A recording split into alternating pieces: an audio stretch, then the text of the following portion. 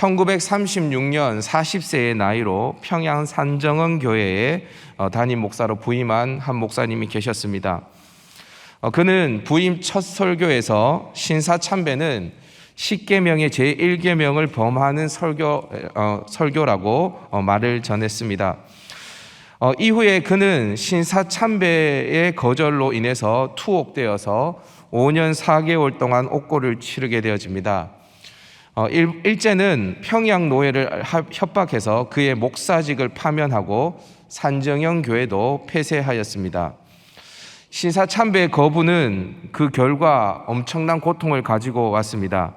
일제는 가족들이 보는 가운데서 고문을 자행했는데 목사님을 공중에 매달아 놓고 매질을 했습니다. 이때 목사님의 어린 아들들이 아버지가 매를 맞는 그 숫자를 헤아리기도 했습니다.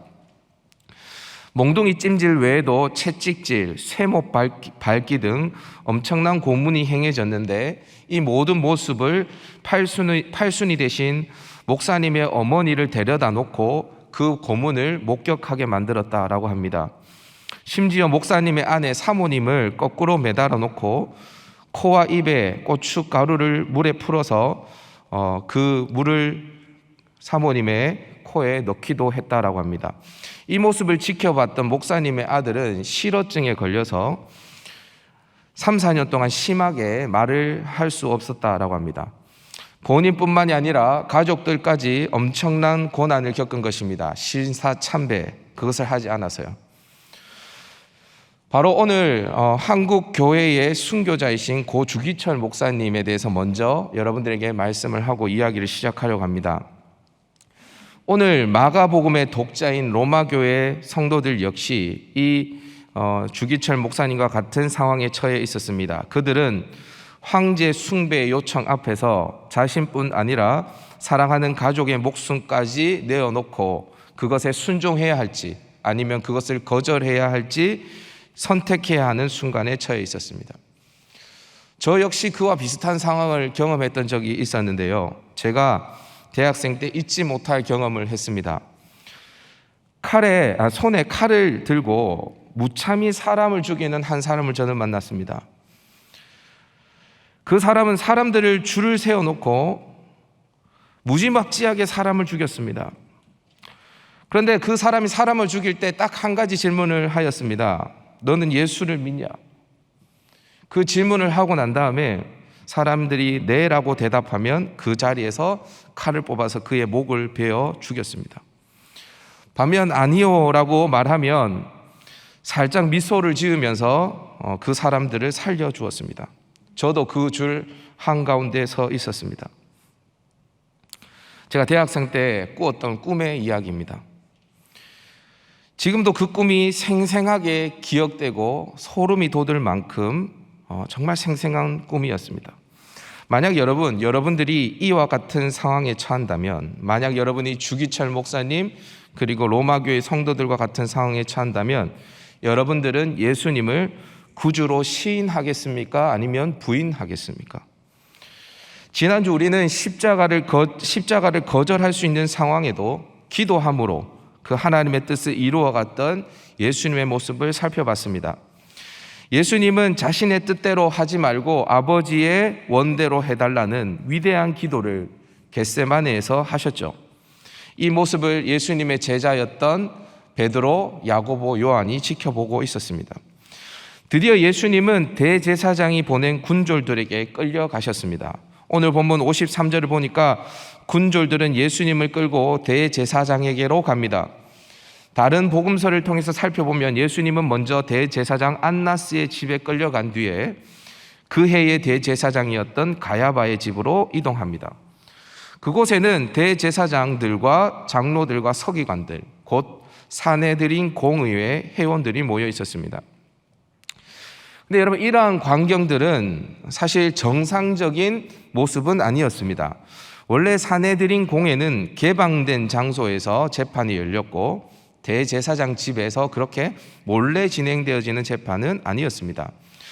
재판이 열리는 시간도 아침 번제를 드릴 때부터 저녁 번제를 드릴 때까지, 즉 낮에만 진행이 되었습니다. 그런데 지금 이 재판은 밤에 대제사장 집에서 몰래 열리고 있는 것 같습니다. 사실 불법 재판이라 할 수 있습니다. 자, 그러면 왜 이들은 이렇게 몰래 은밀하게 이 재판을 진행할까? 우리 다 같이 마가복음 12장 12절 말씀을 자막을 통해서 한번 읽어보도록 하십시다. 시작. 그들이 예수의 이 비유가 자기들을 가리켜 말씀하신 줄 알고 잡고자 하되 무리를 두려워하여 예수를 두고 가니라. 종교 지도자들은 아주 오래전부터 예수님을 죽이고 싶었습니다. 죽이려고 마음을 먹었습니다. 그런데 백성들이 예수님의 가르침과 이적을 보고 그를 따르니까 함부로 할 수 없었습니다. 그래서 백성들이 두려워서 예수님을 죽일 수도 없었던 것이죠. 그런데 더 이상은 기다릴 수가 없었습니다. 잘못하다간 유대의 모든 민심이 예수님께로 돌아가서 자신들의 자리가 위태로워질 수 있었기 때문입니다. 여러분, 이것을 잘 기억해야 되는데요, 예수님을 사람들이 어떤 분으로 인식했죠? 유대인의 왕으로 인식했습니다. 자, 그런데 로마가 지금 유대를 다스리고 통치하고 있습니다. 대제사장은 누구 덕분에 지금 대제사장을 하고 있는 것입니까?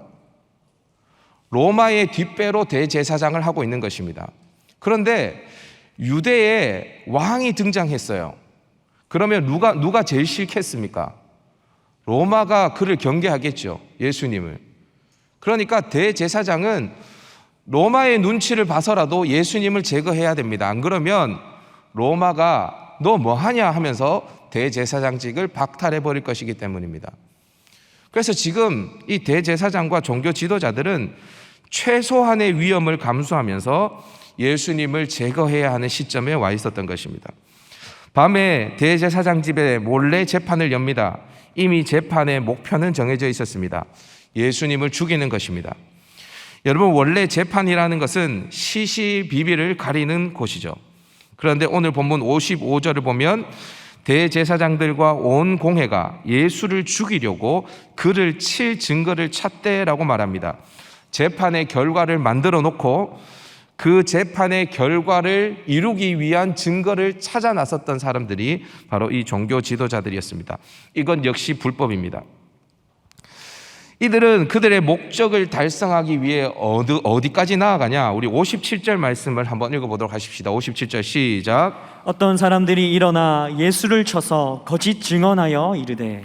종교 지도자들은 예수님을 죽이려고 어떤 짓까지 하냐? 거짓 증인을 매수해서 거짓 증인을 하게 만듭니다. 여러분, 거짓 증거를 하는 것, 거짓 증인을 세우는 것, 율법으로 해서 될 일입니까? 안 될 일입니까? 해서는 안 될 일입니다. 유대인이라면 모르는 10계명을 보면 제9계명이 이렇게 기록되어 있습니다. 내 이웃에 대하여 거짓 증거하지 말라. 이 계명을 어기면서까지 예수님을 죽이려고 혈안이 되어 있는 이 종교 지도자들의 모습을 한번 보십시오. 한마디로 수단과 방법을 가리지 않고 예수님을 죽이는 데에 총력을 다하는 모습입니다. 여러분, 이 현장 살기가 느껴지십니까? 종교 지도자들의 결심이 느껴지십니까? 굳은 결심? 반드시 죽이리라. 여러분, 혹시 여러분을 향해서 누군가가 반드시 저 사람 죽이겠다라고 하면서 여러분들에게 달려드는 사람이 있다면 여러분 어떨 것 같습니까? 공포스럽습니다, 여러분. 엘리야를 향해서 이세벨이 반드시 내가 너를 죽이겠다. 엘리야는 두려웠습니다. 바울을 향해서 결사대가 만들어서 바울을 죽이지 않으면 우리는 먹지도 않고 자지도 않겠다라고 하는 결사대가 만들어졌습니다. 바울은 두려웠습니다. 지금 이 상황 속에 예수님이 있는 거예요. 근데 여러분, 이 현장에 누가 함께 있었냐? 바로 베드로가 함께 있었습니다.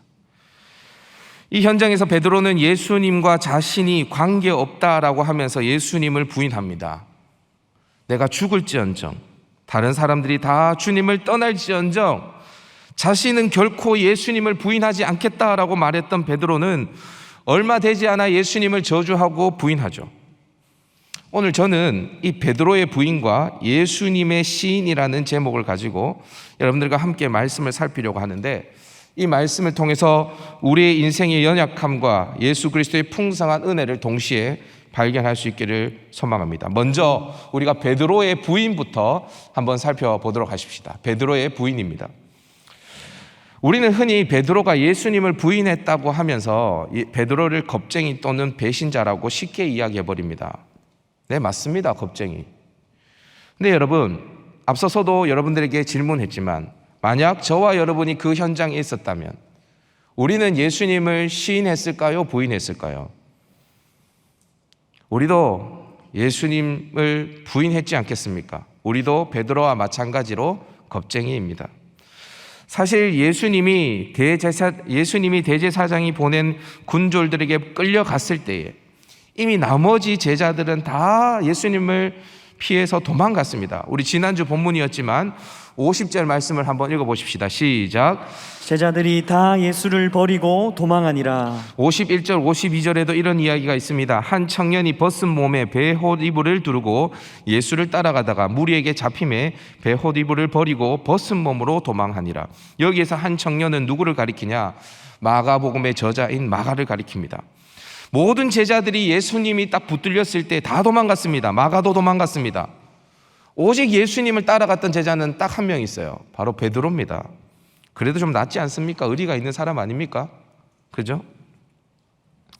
근데 여러분 54절에 보면 베드로는 예수님을 따라갔는데 멀찍이 따라갔다라고 말합니다. 도망가지도 못하고 바짝 예수님 곁에 붙어 있지도 못하는 베드로의 연약한 마음이 여러분 느껴지십니까? 베드로는 예수님이 대제사장들과 장로들에게 신문을 당하면서 침뱉음을 받으며 주먹으로 얼굴을 두들겨 맞는 장면을 보고 있었습니다. 대제사장이 예수님을 향해 주먹으로 두들기면서 그의 종들이 예수님 뺨을 치는 모습을 다 봤습니다.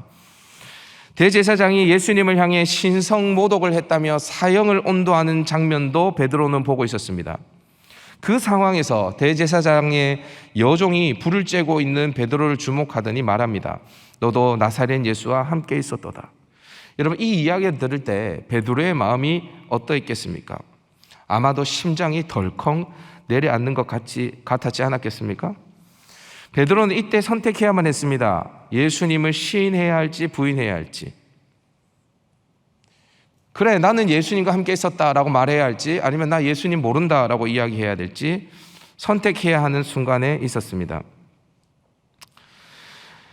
베드로는 예수님을 부인하기로 마음을 먹고 예수님을 알지 못한다라고 말합니다. 그리고 그 자리에서 떠서 앞들로 나아갑니다. 그런데 다시 여종이 사람들에게 말합니다. 저 사람도 예수와 같은 도당이다.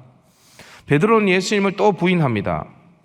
마가복음에서는 조금 후라고 말하고 있지만 누가복음 22장 59절을 보면 두 번째 부인과 세 번째 부인 사이에 1시간쯤 시간이 흘렀다라고 그 시간을 명명하고 있습니다. 1시간 정도 시간이 지났습니다. 그리고 세 번째 베드로는 예수님을 저주하며 부인합니다. 이때 꼬꼬댁 닭이 두 번 울기 시작합니다. 여러분, 왜 베드로는 1시간이라는 시간 동안 대제사장 집에 머물러 있었을까요? 차라리 도망가지. 왜 도망가지도 않으면서 그 자리에 머물러 있으면서도 예수님을 저주하고 부인했을까? 베드로는요, 차마 도망갈 수도 없었고 예수님을 시인할 수도 없는, 그냥 그렇게 어정쩡한 신앙을 가진 나약한 인간이었습니다. 앞서서 말씀드린 주기철 목사님의 이야기를 저는 책이나 영화를 통해서 조금 알고 있었습니다.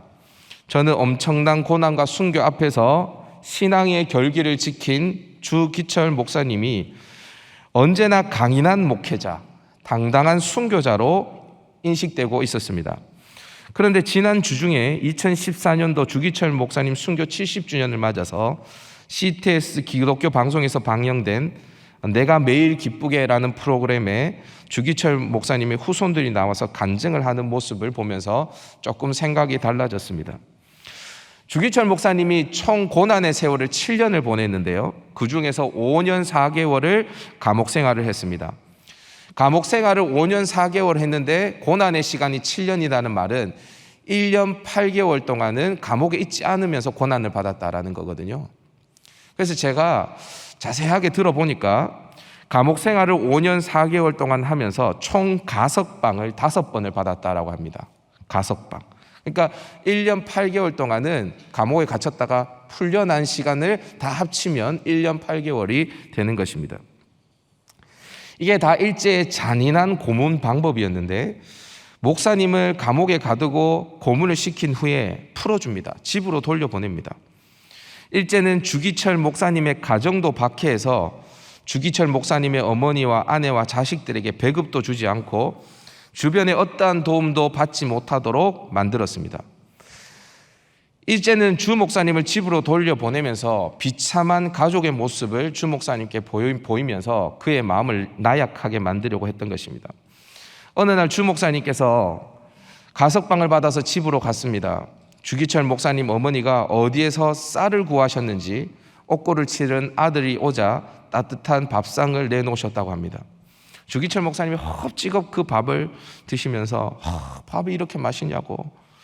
그런데 그 모습을 13살 먹은 아들이 아버지의 식사하는 모습을 쳐다보고 있다가 그 아들도 얼마나 배가 고팠겠어요. 그래서 목사님께서 조금 남겨주시면 먹으려고 아버지를 주시하고 보고 있었대.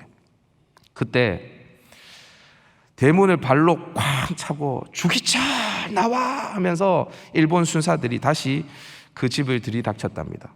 그 13살 먹은 아들이 보니까 일본 순사는 수갑을 이렇게 손가락으로 이렇게 막 돌리면서 조롱하듯이 주기철 목사님을 끌고 가려고 했어요. 그때 이 아들이 아버지의 모습을 보고 있는데요. 식사를 하시다가 숟가락을 잡고 이 주기철 목사님이 그때부터 벌벌벌벌 떨더랍니다. 그리고 벌벌벌 떨다가 어머니의 방으로 도망을 가서 그 주기철 목사님의 어머니를 붙들고 이 주기철 목사님이 그렇게 얘기했대요. 어머니, 저는 너무나 연약해서 더 이상 이 모진 고문을 견딜 수가 없을 것 같습니다. 어머니, 제가 이제 중간에 주님을 버리고 변절할까 봐 너무너무 두렵습니다. 그때 일본 순사들이 그 어머니 방에 들어와서 주기철 목사님을, 울고 있는 주기철 목사님을 끌고 나가셨대요. 그러면서 이 주기철 목사님의 손자 되시는 주승종 목사님께서 이렇게 말씀하시더라고요. 우리 할아버지 역시 연약한 인간이었습니다. 저도 앞서서 꿈을 꿨다라고 말씀드렸죠. 그 꿈 속에서 저는 제가 얼마나 나약한 존재인지를 확인했는데요. 칼을 들고 있는 사람이 예수님을 믿는다고 하면 무참히 목을 베어 죽일 때 점점 제 차례가 다가오는 것입니다. 어떻게 하지? 난 어떤 선택을 하지? 뭐라고 대답하지? 저는 꿈에서 마음을 먹었습니다. 너무 무서운 겁니다. 제가 꿈이 얼마나 생생했냐면요. 앞에 있는 사람들의 목을 베는데 그 목이 툭 떨어져가지고 사람들이 파닥파닥 거리는 게 제 꿈속에서 다 보였거든요. 제가 그렇게 죽기 싫은 겁니다. 그리고 어떤 마음이 들었냐면 일단 살아서 회개하자 라는 마음이 들었어요. 일단 살아서 주님께 회개하자. 그럼 주님 용서해 주실 거예요. 그리고 저는 마음을 먹고 예수님을 부인해야 되겠다라고 마음을 먹고 그 차례를 기다리고 있었습니다. 여러분, 베드로는 죽음 앞에서 예수님을 부인했습니다. 주기철 목사님은 모진 고문 앞에서 예수님을 부인할까 말까 고민했습니다. 벌벌 떨었습니다. 근데 여러분, 우리는 어떻습니까?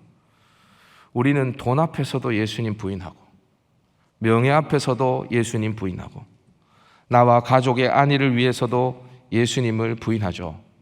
그게 바로 우리입니다. 우리가 베드로한테 함부로 베드로 예수님 부인했다라고 정죄할 수 없어요. 여러분, 그런데 예수님께서, 우리 주님께서 우리가 이런 존재라는 거, 베드로가 예수님을 부인할 거라는 거 우리 주님이 아셨을까요? 모르셨을까요? 아셨습니다. 예수님은 다 아셨어요.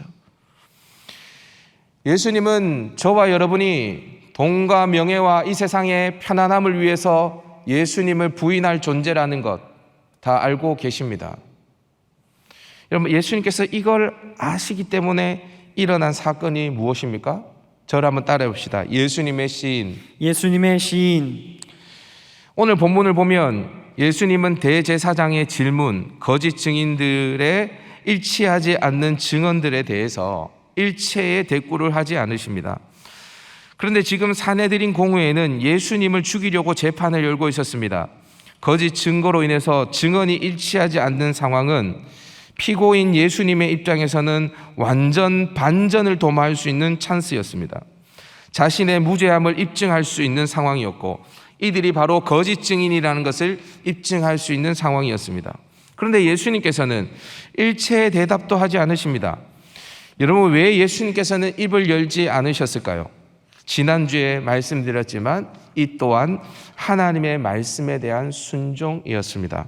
이사야 53장 7절 말씀을 다 같이 한번 읽어보십시다. 시작. 그가 곤욕을 당하여 괴로울 때에도 그의 입을 열지 아니하였으며 마치 도수장으로 끌려가는 어린 양과 털 깎는 자 앞에서 잠잠한 양같이 그의 입을 열지 아니하였도다. 예수님은 이사야의 고난받는 종에 대한 예언을 성취하기 위해 입을 열지 않으셨습니다. 지난주에도 말씀드렸지만 이 순종을 통해 우리에게 전가하여 주실 의를 예수님께서는 쌓고 계시는 것입니다. 그렇게 침묵하셨던 예수님께서 그런데 드디어 입을 여십니다. 왜 입을 여실까? 어떠한 상황에서 입을 여실까? 우리 마가복음 14장 61절에서 62절 말씀 한번 읽어보십시다. 시작. 침묵하고 아무 대답도 아니하시거늘 대제사장이 다시 물어 이르되 내가 찬송받을 이의 아들 그리스도냐? 예수께서 이르시되 내가 그니라. 네, 예수님께서 침묵하셨는데 네가 찬송받을 이의 아들 그리스도냐라는 대제사장의 질문에 내가 그니라 라고 입을 여십니다. 자신이 그리스도라고 시인하는 것입니다.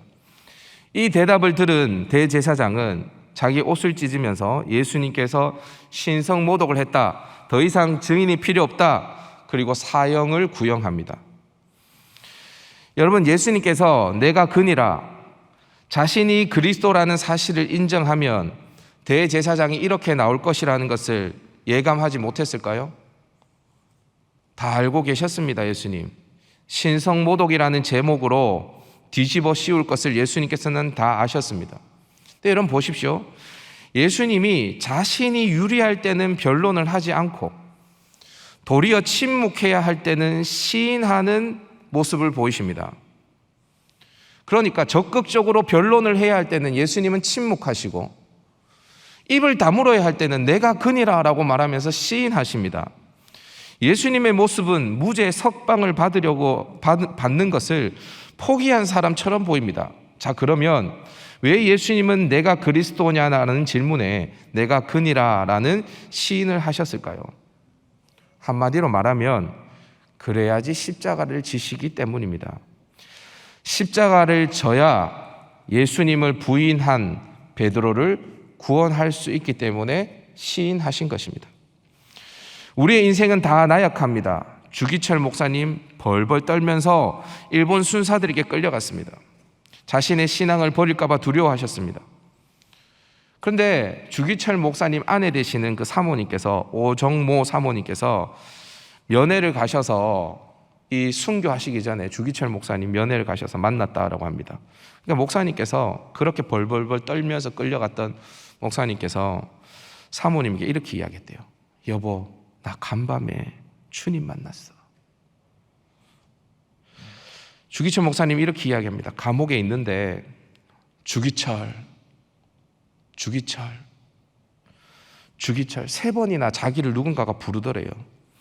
맨 처음에는 간수들이 자기를 고문하려고 또 부르나 싶어서 너무 무서웠대요.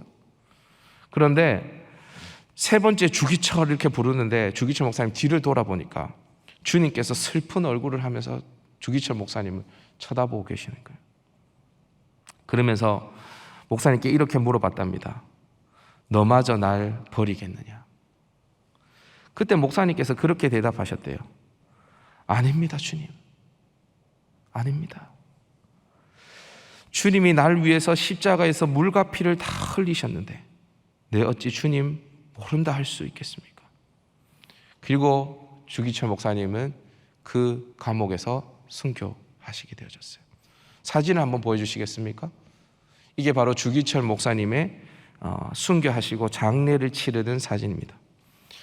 여러분, 주기철 목사님께서 순교의 제물이 될 수 있었던 것은 그에게 대단한 믿음이 있었다기보다는 그에게 다가오신 십자가의 주님 때문에 그가 순교할 수 있었던 것입니다. 십자가 은혜 때문이죠. 그래서 주기철 목사님께서 이런 말을 남기셨다라고 합니다. 처음에는 내가 십자가를 지는 줄 알았는데 나중에 보니 주님의 십자가가 나를 지고 있었다. 순교의 제물이 된 것은 십자가 은혜 때문이다라고 고백하는 것이죠. 여러분, 제가 꿈을 꿨다라고 말씀드렸습니다. 저는 예수님을 부인하기로 마음을 먹었습니다. 꿈이었지만 정말 살고 싶었습니다. 그때 제 심정을 지금도 잊을 수가 없습니다. 이제 제 차례가 되어졌습니다. 앞에서 한 사람 한 사람, 누군가는 죽고 누군가는 살아나고 제 차례가 되어졌습니다. 저는 예수님을 부인해야 되겠다는 마음을 굳게 먹었습니다. 드디어 손에 칼을 쥐고 있는 사람도 제게 물어봤습니다. 너는 예수를 믿냐? 그런데요, 제가 잊지 못하는데 그 순간 어디선가 놀라운 힘이 저에게 부어지는 것 같았습니다. 그리고요, 제 마음에 평강과 기쁨이 넘치는 거예요. 그렇게 두려웠는데요, 너무 무서웠는데 너무 기쁜 겁니다. 너무 평강이 넘치는 겁니다. 그리고 제가 고백했습니다. 예수님은 나의 구주십니다. 제가 꿈에서 벌떡 깼어요. 죽지 않았습니다. 꿈에서 탁 깨어나서 제가 보니까 제 온몸이요, 땀으로 다 적셔져 있는 겁니다. 진짜 땀을 벌벌 흘리고 있었어요. 그래서 제가 그때 이불에서 무릎을 꿇었습니다. 주님, 제 믿음은 너무 작습니다. 저는 연약합니다. 그런데 주님께서 십자가를 지셔서 내게 은혜 주시니 이렇게 주님 의지하며 살아갑니다. 제 믿음을 지켜주세요. 제가 기도했던 기억이 있습니다. 여러분, 예수님을 부인했던 베드로가 결국 예수님을 시인하고 십자가에 거꾸로 매달려 순교했다는 사실을 여러분 아십니까? 어떻게 예수님을 부인했던 베드로, 죽음 앞에 벌벌 떨었던 베드로가 십자가를 질 수 있었을까요? 그것은 예수님의 시인 때문입니다. 예수님이 내가 그니라 이 고백을 통해 십자가를 지심으로 예수님을 부인한 베드로를 구원해 주셨습니다. 그 구원의 은혜를 경험한 베드로는 주님이 주시는 힘과 능력으로 거꾸로 십자가에 매달려 순교한 것입니다. 마가는 예수님을 시인할지 부인해야 할지 결정하는 로마교회 성도들을 향해 베드로 사도의 연약함을 보여주는 동시에 예수 그리스도의 놀라운 은혜를 보여주고 있습니다. 베드로의 부인과 예수님의 시인은 모두 로마교회 성도들에게 위로와 도전이 되었습니다.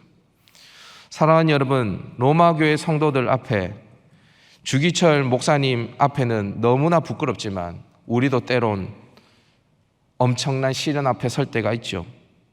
우리 역시 이 세상의 질문 앞에 설 때가 있습니다. 너도 예수쟁이지? 너도 나사렛 예수와 함께 있었지? 너도 갈릴리 사람 그 도당이지? 이 질문 앞에 우리도 설 때가 있습니다. 이때 우리는 약하여서 다 예수님을 부인할 사람들입니다. 돈 앞에서, 명예 앞에서, 안락함 앞에서 나는 그 사람을 알지 못합니다. 저주하며 도망갈 사람들이 바로 다 우리들입니다. 그때 우리를 위하여 내가 그니라 시인하며 십자가를 지신 예수님을 우리는 바라봐야 합니다. 그러면 우리도 베드로처럼, 주기철 목사님처럼, 저 로마교회 성도들처럼 우리에게 맡겨진 십자가를 짊어질 수 있는 거예요. 여러분, 여기에 어떤 누구가 나는 베드로와 같이 하지 않습니다. 나는 죽음 앞에서도 예수님을 시인할 수 있습니다. 나는 그런 믿음을 가졌습니다. 당당하게 손들고 나올 사람이 여기 한 사람이라도 있습니까? 우리는 다 베드로입니다. 십자가 은혜 없이는 도저히 예수 그리스도를 나의 구주라고 고백할 수 없는 자들입니다. 주님을 위해서 약간의 손해도 경험하지 않으려고 하는 사람들이 바로 우리들입니다. 그런 우리들에게 주님이 자신의 십자가를 보여주십니다. 그리고 주님이 말씀하십니다. 너도 나를 버리려 하느냐? 그때 우리도 고백할 수 있는 것입니다.